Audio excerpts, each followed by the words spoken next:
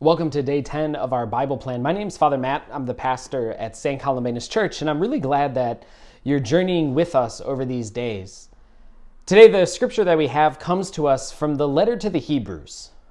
Often, the letter to the Hebrews is attributed to St. Paul, that St. Paul is the author of this letter. And it's different than many of the other letters that are attributed to St. Paul. In a particular way, in the letter to the Hebrews, we hear Jesus as the high priest. I think about my own life as a priest, and one of the things that I'm called to do as a priest is to offer sacrifice.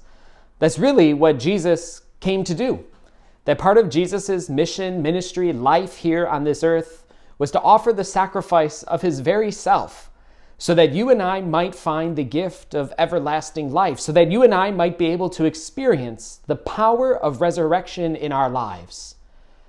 What's in the letter to the Hebrews, as we read it from this 4th chapter, I think is such a simple concept, but something that can be radical for each of us in our spiritual journey.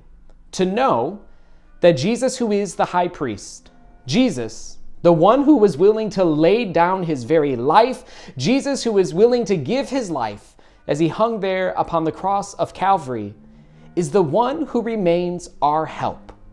That in the times of our weakness, it's this gift of grace and mercy that allows us to have the strength and the power, the vision to get through whatever it is that we find ourselves in the midst of.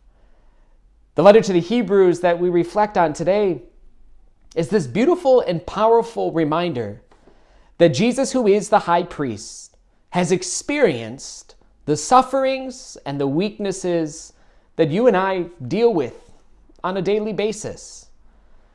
The difference being that Jesus doesn't have sin in his life like we do, but that Jesus, as he journeyed through this world, as he experienced the life that you and I are experiencing in this moment, was someone who knew weakness, someone who knew what it was to suffer.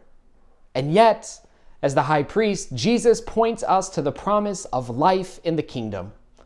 So friends, whatever weaknesses you might have, whatever sufferings you might be going through this day, just be reminded today that the mercy and the grace and the help that the Lord wants to give you will give you the strength to endure. God bless you.